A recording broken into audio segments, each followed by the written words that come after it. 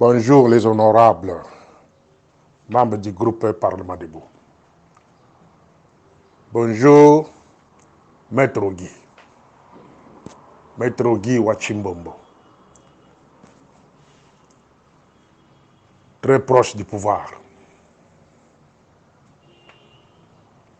Maître Guy. Je vais faire un rappel sur ce forum ici. Rappel na kosala na forum oyo. Naza kozongisa nos membres du parti l'IDPS et d'autres Congolais ciment. Parce que pour mieux sauter, il faut d'abord reculer. Maître Guy. L'IDPS, c'est un parti oyo, ba mindele, ba utilisa yango plusieurs fois pour na ba besoin na bango personnel. Boko limbi sangai, eza façon nanga ya kosala politique. Dans un penchant. Quand il s'agit de parler la vérité, je parle la vérité. Na kotangelo 2 ou 3 expériences, il y a IDPS avec les Occidentaux. Après, na koyoko pesa ya suka. Exemple ya suka na kopesa ya lelo. Na kolingana la kisayo ke l'IDPS, à un moment donné, il a été utilisé comme marche-pied. Et l'IDPS a toujours préparé les lits pour que les autres viennent dormir. On repère cet exemple à Liboso. À l'entrée de l'AFDEL, à cette époque-là, les Occidentaux, entre parenthèses, les Américains, la Troïka, à cette époque-là, ils ont utilisé l'IDPS pour valider l'entrée de l'AFDEL. Quand l'AFDEL est entré au Congo, partout dans des provinces, c'était les gouverneurs ici de mon parti, l'IDPS.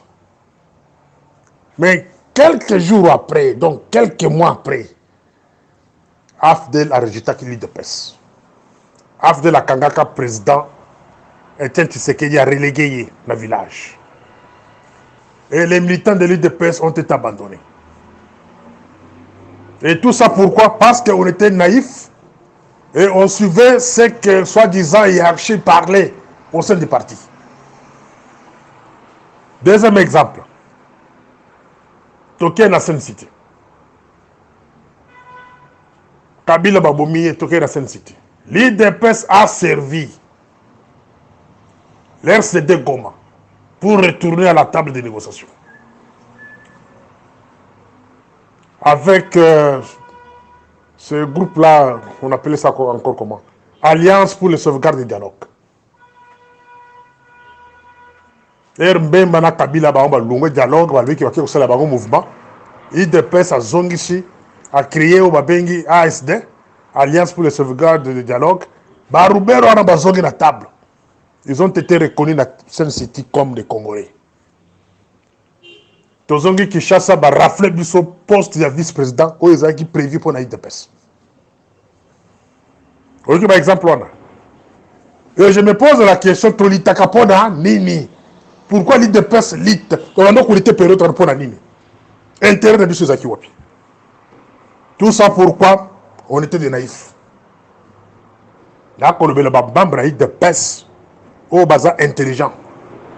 Je ne parle pas aux brouettes. Ici, sur ces formes ici. Ce que Miebi Kozaka brouette, Yoka audio, ou bien Koyoka Rote Vandanier.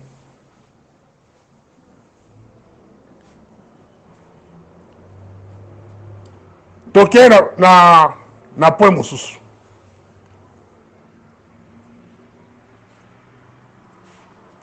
L'IDPS en 2018.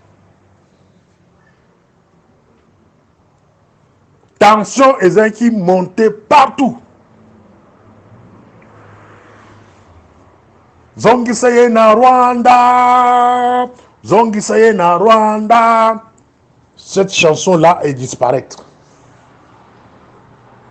Tension partout, même la fin fond du village, tension. Car on est au vivre les lots. Tension partout dans la diaspora. Zongisaye na Rwanda. Zongisaye na Rwanda. Chaque dignitaire de Kabila, quand il sort du pays, il faut tabasser. Les Kalev, les Kengo, chef d'état-major à cette époque-là. Ce que Bimi li bande, Kaza de Nyembo, ce que Bimi faut babetayo. Tension modèle devant la communauté internationale, babi non, il faut toujours l'IDPS à calmer le dossier.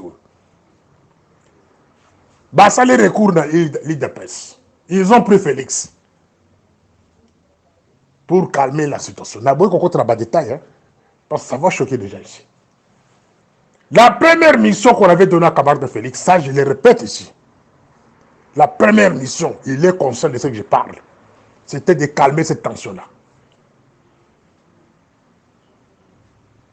Et quand on a mis Félix là-bas comme candidat au nom de l'IDPS, après la mort de son père, la première mission, c'était calmer. Donc l'IDPS a calmé la tension, interne tout comme externe. Une fois Félix élu président de la République, je te pose la question sur ce forum. Sois sérieux. Qu'est-ce que l'IDPS a gagné en commençant par ses militants? Comme d'habitude, on a exclu encore les militants de l'IDPS dans le processus. Donc, chaque fois, l'IDPS est utilisé comme la marche-pied des individus. Mais cette fois-ci, beaucoup si tu peux servir une marche-pied. Ça, je m'adresse aux Occidentaux. Naba Rwanda, ils sont représentés par les Occidentaux, Pemena Félix. Tu peux servir cette fois-ci. Tu peux piège tu dois comprendre ma gêne. Aujourd'hui, vous voulez créer la guerre civile au Congo. Sous prétexte que non, tel est étranger, tel est Zambien, tel est Burundais, à cause de la candidature. Et donc, bon, coloquer Zanine. Moukouen Gaza Moutoua Rafi. Moukouen Gaza Moutoua Est. Si les gens de l'Est sont frustrés, déjà Goma moto se pele déjà Goma, ils sont en danger déjà. Maintenant Moukouen Gaza Moutoua, il y a Bukavu kuna. So bo pelisi moto moko kuna na Bukavu. Vous voyez pas que non les deux provinces où ils ont jumelé et opéra moto nzela moko. Katum Gaza Moutoua. Katanga. Vous voulez aussi que ceux qui montent à Katanga, c'est-à-dire que c'est Katanga Moubimati, na Batangani que nous sommes là, ba Tanzanie peut possibilité de gérer côté nous sommes. Ba gérer quand déjà. Monsieur, donc ne servir jamais les Occidentaux, na ba Rwandais, na ba plan na bango. La Cour constitutionnelle, je pense, il y a un avocat, et plutôt un procureur, en tant que on a été, à Saïbi, mais il y a une bapessier.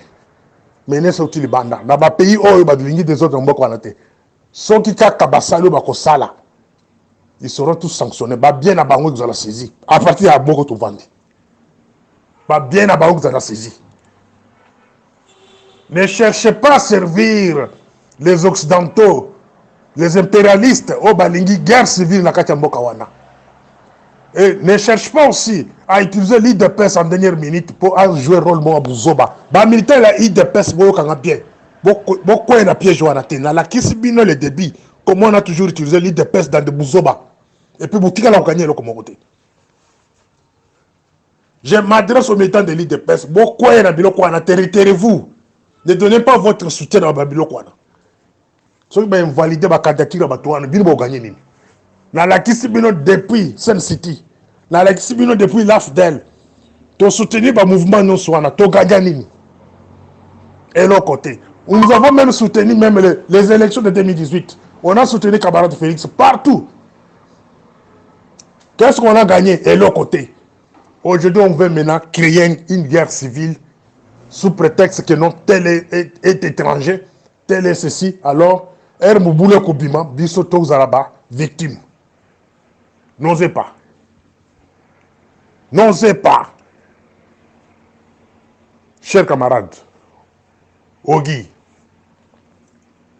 tout ce qu'on vous raconte là, c'est une manipulation. C'est une manipulation. Botika kokoya na ba piège ya bato libanda. L'IDPS cherche à préparer les lits pour que les autres viennent dormir. Tozala bato babatami bazo kozela kaka mubule bima kaka ta na province moko. Po bazo occasion ya ko tia Félix Libanda. Armée za kozela kaka mubule bima. Même la ville de Kinshasa. Mubule bima, même la ville de Lubumbashi. Mubule bima, même la Bukavu. Pour que profiter devant la communauté internationale que nous voilà, nous avons fait un coup d'état à cet homme parce qu'il n'arrive pas à maîtriser la situation du pays. Et toi, je parle en lingala, une langue qui est suivie presque par 3/4 de notre peuple. Il y a des gens qui moulili, qui la kaka. Qui la kaka mouboule bima. Pour que ba justifier action na bango. Et tout ça, bino ba intellectuel bozo permettre na Félix bozo ko idéité. Bino nyonso boko na kata ba sentiment. Bato ba kolia, ba na lukuta, ba na banalise à lukuta, ba français milai, lukuta na monoko. Oh non, ceci va, non, tu sais que dit, tout ça la boye. Papa bozo boko kima. Vous allez fuir. Bote kusaka la moto. Azeras Roubero a postulé en 2010 face à Etienne Tshisekedi. Abima a combien de pourcentage? Oscar Kachala, un autre aventurier aux États-Unis, a postulé à Abima a combien de pourcentage? Gabriel Mokia a postulé à Abima a combien de pourcentage? Mes chers amis, par expérience, nous sommes des autres qui sont notés. Laissez tous ces candidats là-bas postuler. Pourquoi? Pourquoi chercher à ranger les lits pour que Batoussouba est là? Cela veut dire, binomo bâtissez, créer un désordre, vous voulez bimi, pouvoir. Les militants de l'île de presse, ne vous laissez pas na bouzoba wana. N'appuyez pas les genres de choses. Parce que cela veut dire quoi? Mouboule Kobima. Moutouba Wabima sur pouvoir. Et puis à Kangisi Bino Nyon sur la carte Mbokwana. Vous serez considérés comme des frères musulmans de l'Égypte. Les frères musulmans de l'Égypte. Au Babano pour soutenir. Président Morsi. Paix à son âme. Président égyptien. Un grand opposant. Celui-là, je l'ai toujours considéré comme Félix Tshisekedi. À Sakanaka le pouvoir en Égypte. Basalaki coup d'État sont les mêmes militaires. À Sakanaka, dans Baro Lokola, semaine Oyo, va renouveler serment, va militaire. Quand on a tout ça, va renouveler serment. Si, elle, si, Azaki, la Katia, va renouveler serment. À Kangi, va photo na Batouana. Et plus tard, va saler coup d'État. Ils ont utilisé les militants de son parti, des frères musulmans. C'est la même chose. Na Congo. Est-ce que camarade de Félix a sali son âge dans le milieu de la bataille de paix? Dès lors qu'on a conseillé un service, il y a un renseignement, il sali ça y est. Si réellement ils ont compté dans le service, il sali ça y est. Est-ce que ça sali sondage dans le milieu de la bataille de paix?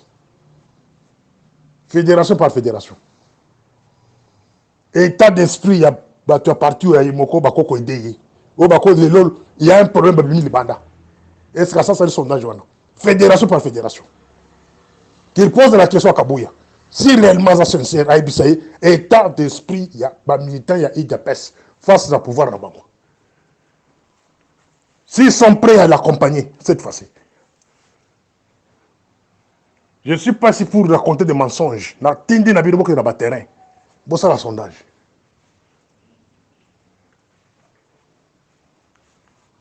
En Égypte, Morsi comptait sur les frères musulmans.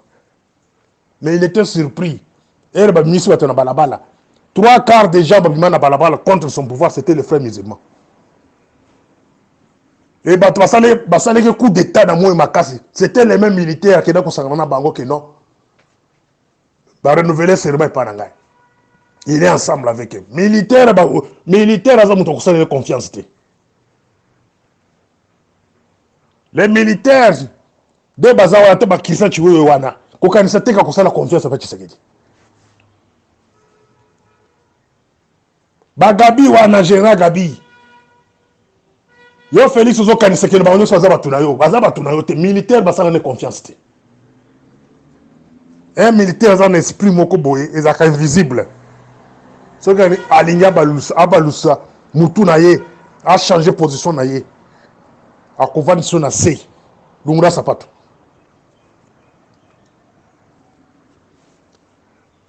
Basa la confiance dans les militaires. Attention, Bantisson ba grade. Attention, comme on l'a dit, Makolo. Basa la confiance dans les militaires. Ce qui est Kango Bakokangayo. Bazo cause la kaka. Occasion des années. Bak fanatique na yo parti politique na moko de baliba pelisa moto pour que batu mususu ba profiter nango. Alpha Condé, ex-président guinéen, ami à ton père, est un Tshisekedi. Moutou a salé coup d'état avant de simuler le parapluie. Petit de confiance ya katanda konaye. Alpha Condé. Dans Burkina Faso, la même chose. Il y a un lobby dans le et l'habitude d'envoyer vos agents dans le stage. Les bandes à pays, les agents, la sécurité extérieure. La politique, il y a Guinée, comment ils sont arrivés à un coup d'État. Politique à Égypte, comment ils sont arrivés à un coup d'État. Politique à pays, Tchad, comment ils sont arrivés à faire un coup d'État. Au Comores, il y a des faits similaires. Ils ont ça au Congo. C'est-à-dire, il y a la même bouzo, il y a pour que l'homme fasse le coup d'État. Il y a des choses à Wafi. Dans 5 ans, on a le côté. On a fait que chanter pendant les 5 ans ici. Et là, j'avance. Tous gens qu'on continue à couper ce conseil parce que nous aimons le Congo. La lia kanayote, au Pesagambon na yote, ba opposant na Pesagambon yote, si je veux parler na koloba. Si ça j'ai ko savonner bino sur la ko savonner bino.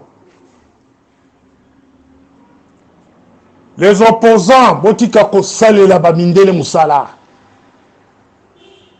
Botika ko sala, ko tia agenda ya ba mindele pour que Congo ait la moto. Les opposants.